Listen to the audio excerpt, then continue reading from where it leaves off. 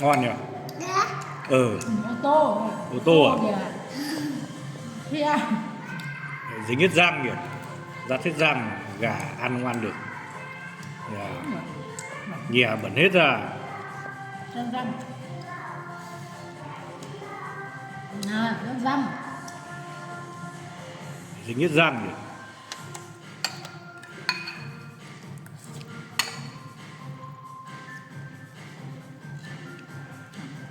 Kinh, xương lại cắm vào mặt.